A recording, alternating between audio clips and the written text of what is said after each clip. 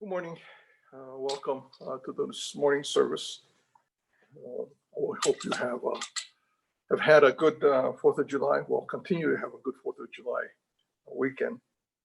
We'll begin today's service with the reading of Sambujo, followed by the reading of Junirai.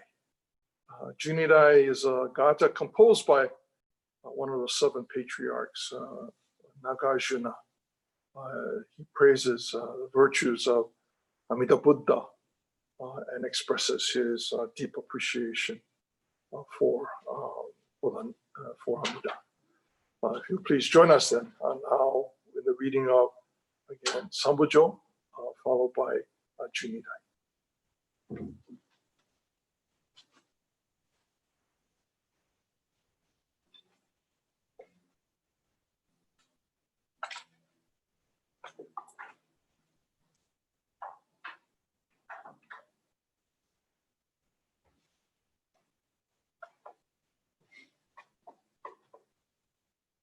Namanda, namanda, namanda, samanda.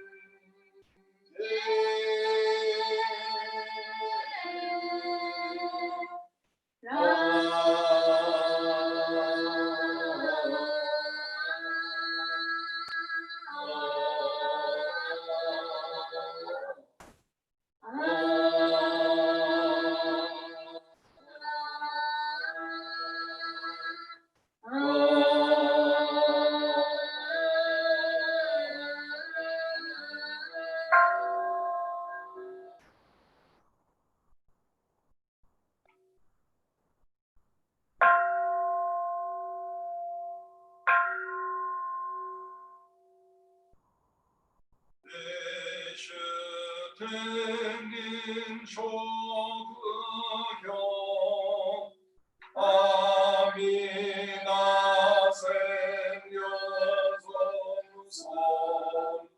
사임이며 하나고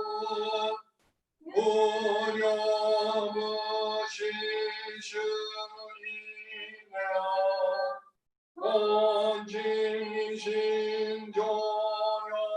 온진신조여생고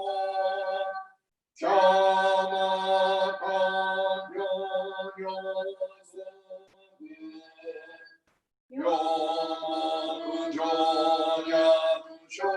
요그조냐두쇼랭이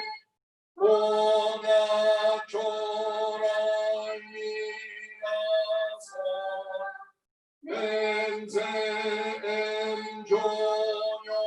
맹세엠조녀만나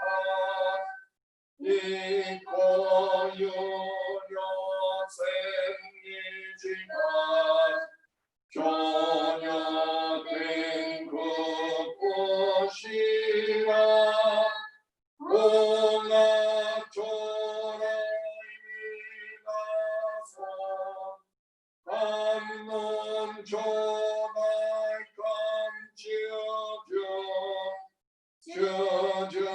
지어주면서 오셔고 너무 크게고 아껴만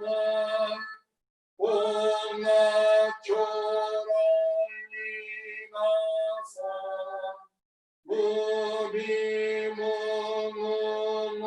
무비무무무셔줘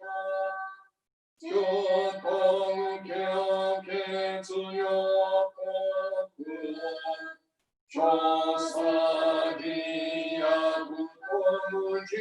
조사기야구토무지사이 공학초라이미나서 기쁘며 몸모사쇼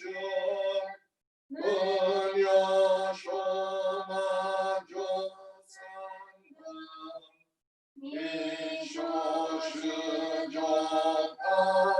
이쇼슈조탐리기지요 공학초라이미나서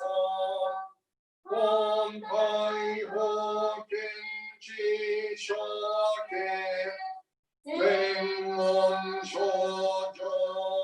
백문쇼조명가이사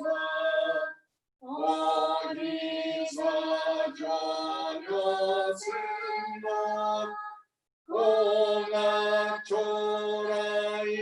공학초라이미나서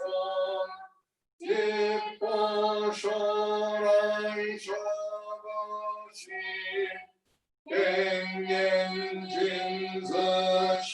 갱년진서시안가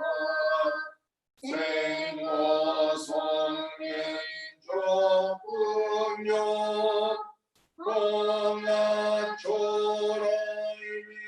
공학초라이미나서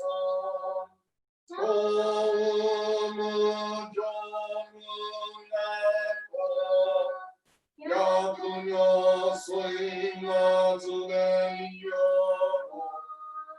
이슈세 보금여지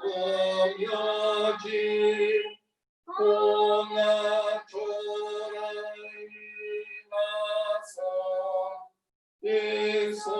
이손부세 주무하구려 야구는 연이하구너그 주님시시교기서 공학초라이미나서 있었느냐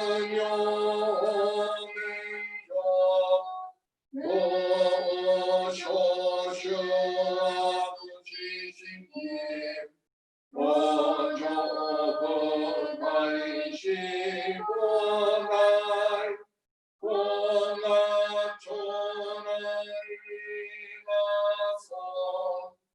아세 주의 성령 아버지 조세 역하이스 조양생원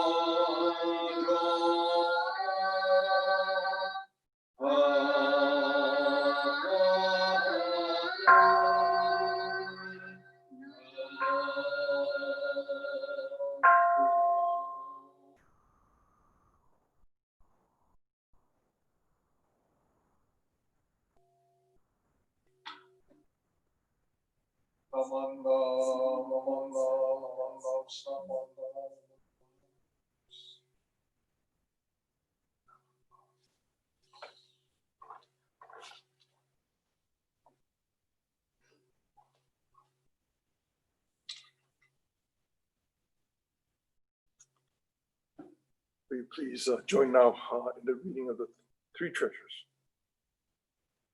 Hard is it to be born into human life? Now we are living it.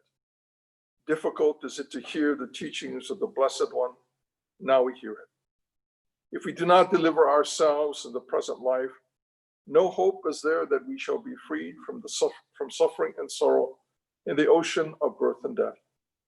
Let us reverently take refuge in the three treasures of the truth. I take refuge in Buddha. May we all together absorb into ourselves the principle of your way to enlightenment and awaken in ourselves the supreme will.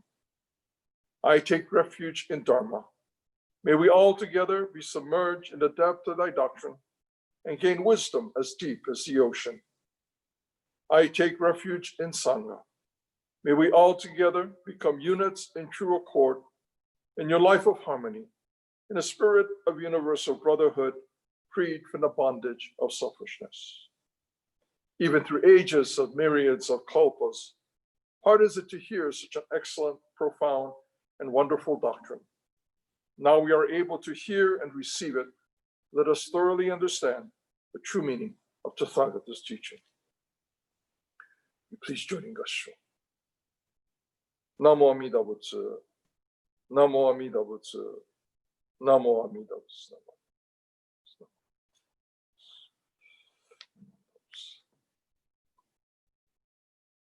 sometimes I worry that we may not actually be broadcasting. I know I'm starting to get really paranoid about this.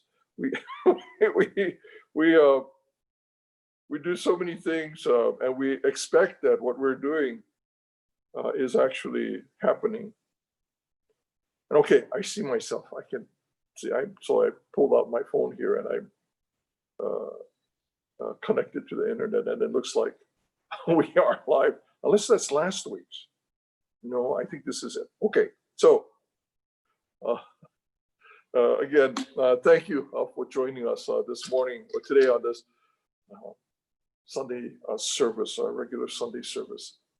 It's the 4th of July weekend, the 5th of July, and hopefully you all spent time at home staying under this stay-at-home protocol and social distancing. I think, we have gotten so used to being, I guess, with the virus in our presence in our community, and we've had to go out occasionally to go maybe grocery shopping or go pick up somebody somewhere or run an important errand. The other day I had to go to a Lowe's twice because the first thing that I purchased from Lowe's turned out it wasn't a complete faucets, and so I had to go back, return that, and then get a new faucet for the kitchen. But there are these things that we have to do. We have to take care of it. The more we kind of live under this shelter in place, I think it becomes so familiar to us that we can become somewhat, I don't know if it's complacent so much. We're just kind of used to it, and we kind of move through our lives, and we maybe forget that it's still important to distance, keep our distance, to wear a mask, and to stay at home as much as possible. There are things, of course, that are taking place within this pandemic that are normal to us. Going to the hospital, going to, we're going to the doctors, things that we have to do, we've had to do in the past, and we continue to have to do now. But when we go out, we need to be mindful of the virus that continues to be around us, the virus that continues to be in our community, continues to be a great threat to all of us. And we need to do our part to help with keeping the infections as low as possible, and certainly to do our part to slow the spread of that infection until we can have a reliable vaccine, or that something will change that will allow us to do the kinds of things that we have been so familiar with in the past. And although we are unable to participate with our lives now. But I think this is a good time to practice patience and mindfulness, right? This is what 2 of the 6 paramitas that would be a good time to think about and to practice these kinds of things that have been a part of our tradition since the very beginning.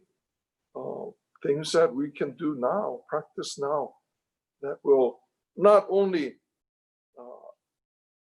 help to become aware of our own limitations, but that these practices can help others as well to be mindful, to be patient. These are things that I think we can kind of practice at this time. Buddhism, of course, begins in the time of Shakyamuni Buddha 2,600 years ago. And one of the first things that he talked about was the Four Noble Truths. And the second of the Four Noble Truths, so the first, of course, is we all experience and we cause difficulties for ourselves and for others. But the second of the Four Noble Truths says that these difficulties result from the way that we see the world. We usually refer to the second of the Four Noble Truths as tanha, also as blind passions. That blind passion is not some evil that exists within us. It's, we're blind, we can't see.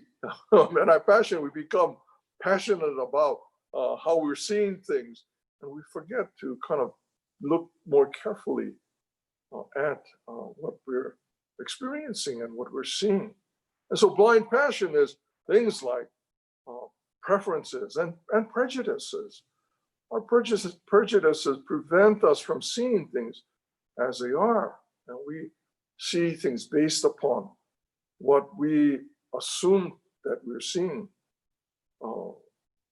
based upon our narrow view of the world, upon our preferences, our likes and dislikes. And these cause us to distort our view of the world and to engage the world from this distorted perspective. And so Buddhism is about kind of settling that mind of cultivating a mind that sees things as they are.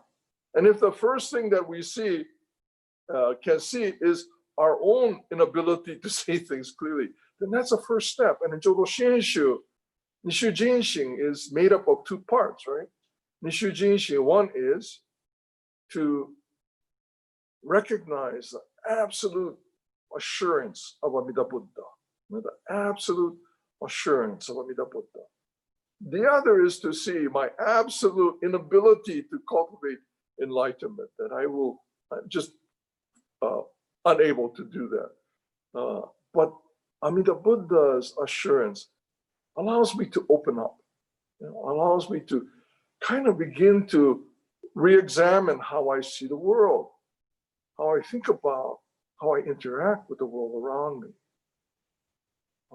There are many examples of how we have really not seen things as they are and kind of gone along thinking that everything is okay, but when at its core there are some serious problems. In the 70s, I guess it was, when we began to realize that the ozone above the Arctic, I think it was, Arctic was beginning to disappear. There was a huge hole that was starting to form. At first, we couldn't figure out what was happening. And this hole above the Arctic, in our atmosphere, in our ozone there, that ozone protects us from the rays of the sun, that without which we would have dire health consequences. But we finally figured out that that ozone layer was being depleted by the fluorocarbons that we were pumping into the air, that we were using these fluorocarbons for a simple thing like refrigeration in our cars and our refrigerators, so that we were using this, and industrially we were manufacturing and using these compounds in great amounts, and that this was seeping into the air through releases into the atmosphere, intentional releases into the atmosphere, or because of things going bad and starting to leak. Refrigerators go bad, your air conditioning in your car goes bad, and it kind of seeps into the atmosphere. And we realized that there was so much of this that we were releasing into the atmosphere, and that was depleting the ozone. And so we cut back. We realized that this was happening, and we began to cut back. But then that carbon fluorocarbons were in the atmosphere already. And in the atmosphere, it continues to remain there. It slowly is kind of coming out of the atmosphere, but it continues to be present. There are a lot of things like this. When we go to the beach, hopefully you don't go to the beach, but when we used to be able to go to the beach because it's so beautiful, right? It's so nice to see the waves, to see the ocean, to see the beautiful color and the sands and all of the things that are so important to us when we look at the ocean. And we don't see, when we think of the ocean, it wasn't until, again, recently that we realized that the ocean, we have been contributing to the death of our oceans through carbon pollution. We don't think of it, but the ocean is a carbon sink. As carbon gets into the atmosphere, the ocean is absorbing a lot of that.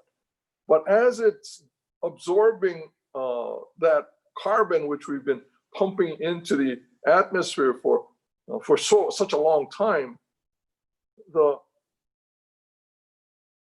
ocean is becoming acidic. And again, we look at the ocean, everything looks fine.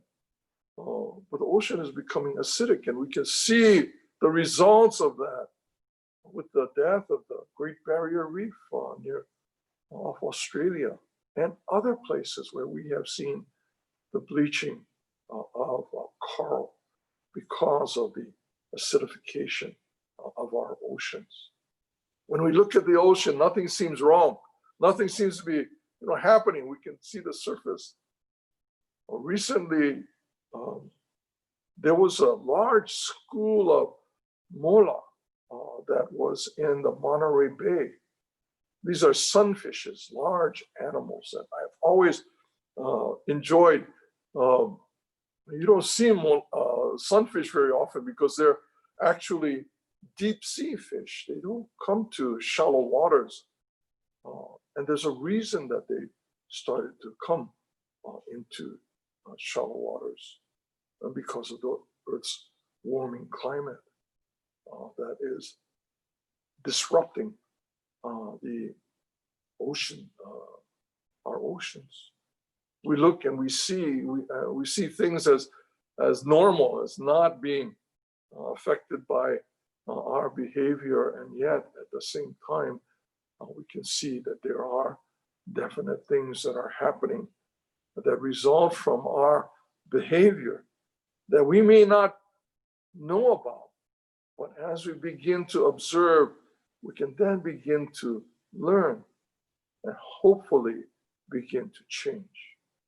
Whether it's plastics, we're learning that these microplastics are now not just in the oceans or in the soil, but it's in the atmosphere, because these are microparticles that are so fine that they can be held aloft by the atmosphere.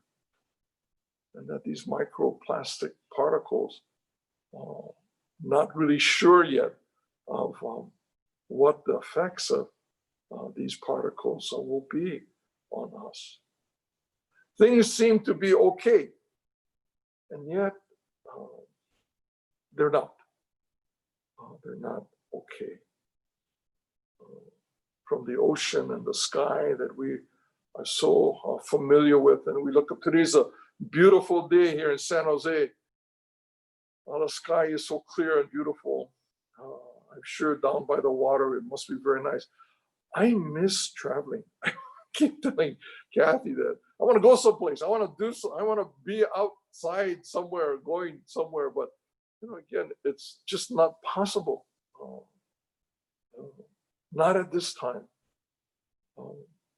Even if I want to be someplace, just to travel, to drive somewhere. And I suppose I could say, well, because I'm in my car, I'm isolated. I'll not be kind of spreading things around or having contact with someone who might be carrying this virus. It makes sense, but still, I think it's better not to go until things have changed, till things have improved. Under the stay at home, we have had such a great disruption, not just to our routines, but to our society. With the Black Lives Matters, we for 400 years thought everything was okay. But now people are saying, no, it is not okay. It is not okay. Even if we look out and see, things are fine, things are okay. Like when we look at the sky or look at the ocean, it's okay. We don't have to worry about it. It's still okay.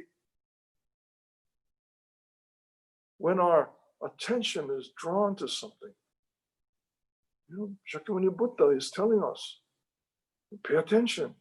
Pay attention. Otherwise, we will cause great difficulties. Our behavior has been causing great difficulties.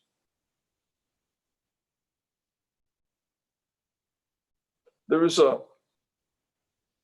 an interview that I'd like to read a portion of to you, and you try and figure out who I'm quoting. But in this,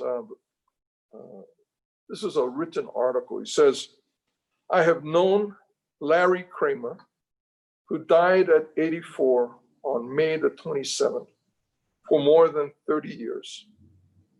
We had an extraordinary, complicated, but wonderful relationship that ultimately culminated in a very deep friendship, affection, and I would even say love for each other.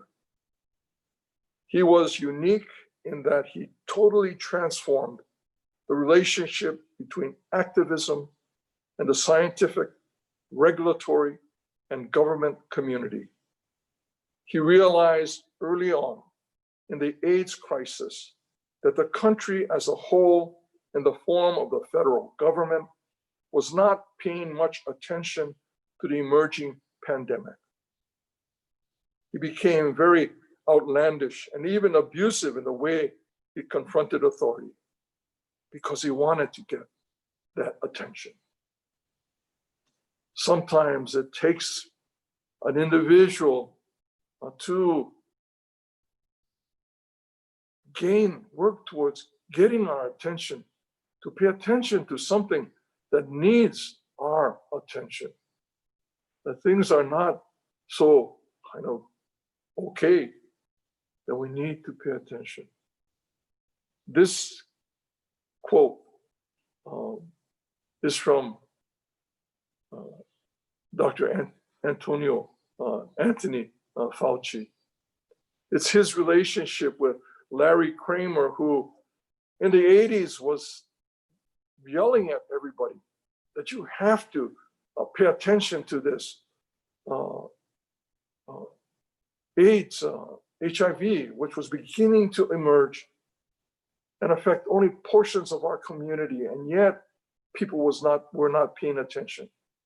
The regulatory and the government was not paying attention. And it took someone like Larry Kramer, who was able to and needed to grab people and make us pay attention.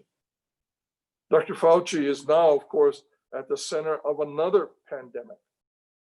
And he is also reminding us of the needs to pay attention to what we are experiencing.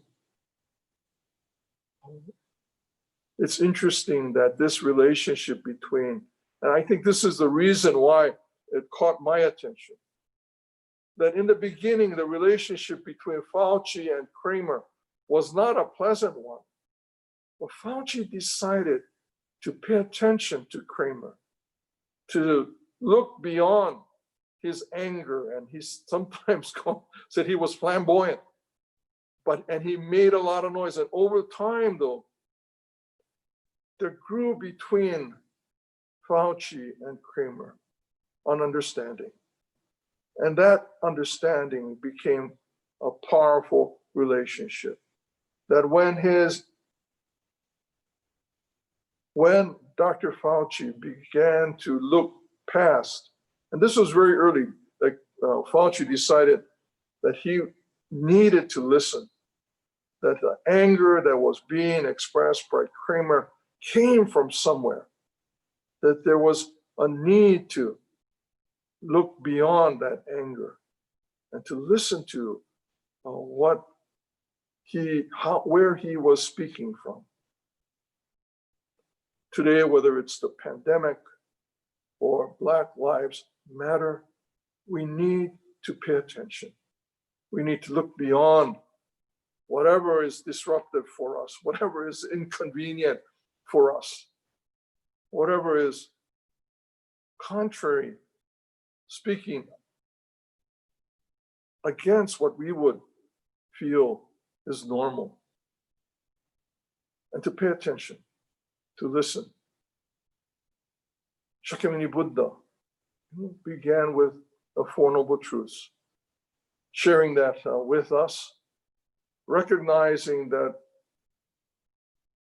we needed to pay closer attention, that the difficulties that we experience and that we cause result from our inability to see things as they are, and that we need to work toward cultivating a mind that sees things as they are.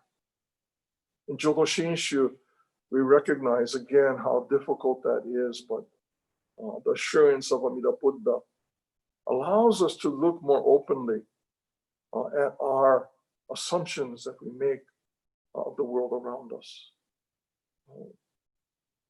Today, as we continue to live at home, sheltered in place, sometimes we may get the idea that things are normal and things are opening up, so I can go out into the world and not take precautions. But this would be incorrect. There is still the virus among us. To ignore Black Lives Matter or to dismiss what they have been calling our attention to would also be a mistake.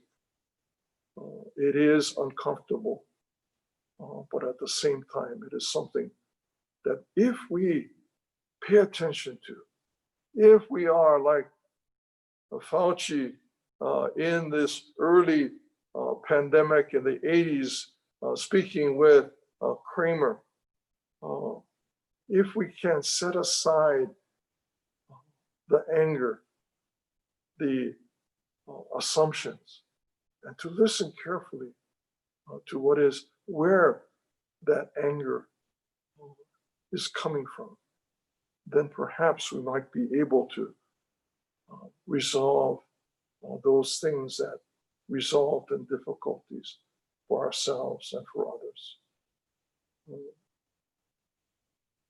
It is important that we are mindful in this time, patient, but also willing to listen, to set aside our own anger and misunderstanding or views that have shaped the way that we see the world, and to open ourselves to the possibility of seeing the world differently. Again, I hope this has been a good weekend for you, a time of celebrating our 4th of July together with family and staying at home, being safe. We will continue to be in this under this protocol for a while, and we found different ways to communicate, to share, and to understand and to learn. And I hope we can continue to do that into the future. Thank you very much for your presence here today. Thank you very much. for your kind attention. If you please join in Gassho and Nembutsu. Namo Amida Butsu. Namo Amida Butsu. Namo Amida Butsu. Thank you very much, everyone. This coming Saturday is our Obon at home. I cannot express enough my appreciation for the work that Mas Nishimura and his committee have been. And if I name all the people, I know I'm going to leave somebody out. But please know that the members who have been working on this, of the committee that has been working on this Obon at home, have been doing tremendous work. And it starts at starts at noon, and we'll maybe go to 9, maybe stop a little short of that. But please visit the Bitsing's website. There is a schedule on the website that can give you some idea of what is being planned. But please, next Saturday, plan to participate in our Obon at home from I'm getting messages on my phone. People are commenting. Okay. So technology is interesting, right? I mean, I can be talking over the internet. I'm still getting responses or comments from people and as if they're in the room, but then I have to now look at that and say, oh, it's Linda Onishi. And Raja mentioned, wrote early, he said, you are live, so I guess this is a good broadcast. But thank you very much, everyone. Please take care and please join us for Obon at home. Thank you very much.